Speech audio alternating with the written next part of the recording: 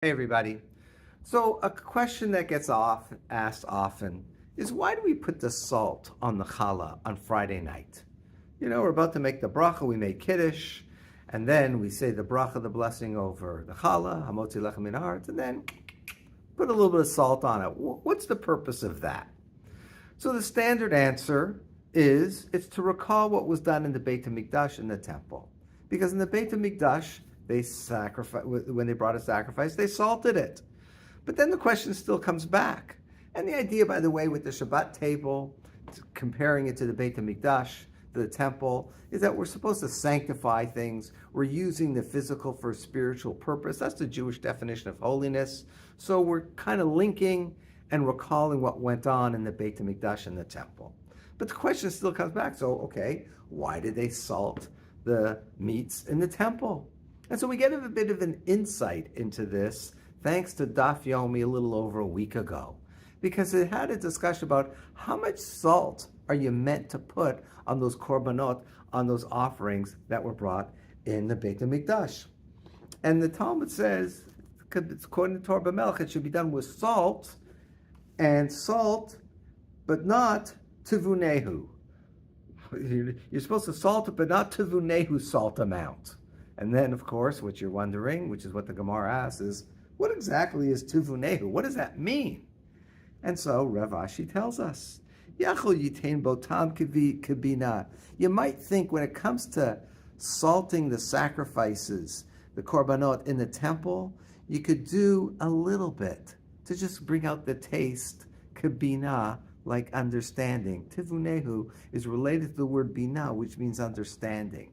And the idea is that just a little bit of salt makes the meat taste better, so too a little bit of wisdom makes your life taste better. The Talmud is saying, don't do that. We actually want to have a little bit more than that. Don't just put a little bit in there, put more than that. But nevertheless, the thing that we're not supposed to do actually gives us the insight, which is very important.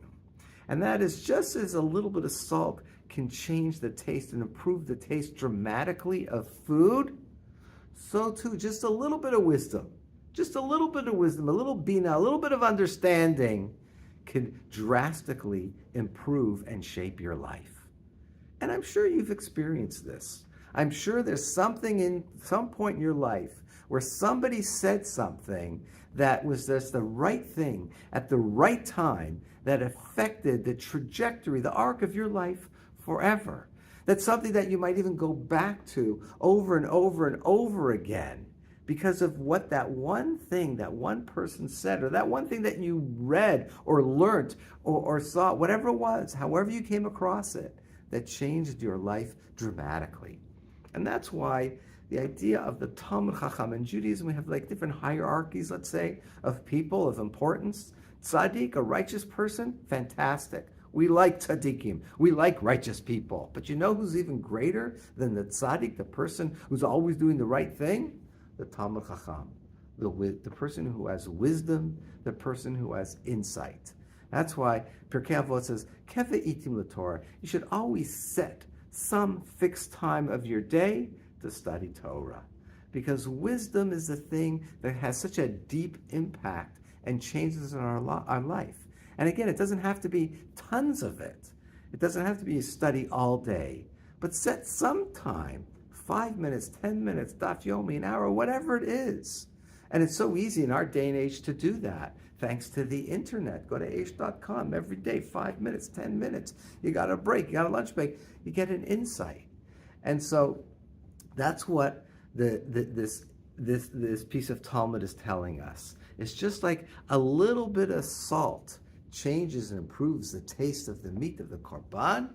So too, just a little bit of wisdom can have a phenomenal, deep impact on our lives and change the course of our lives. So, something to think about. Make sure you always have that little bit. Doesn't have to be a huge amount. A little bit, consistency of Talmud Torah, of understanding and wisdom will have a deep, deep, deep impact for the rest of your life.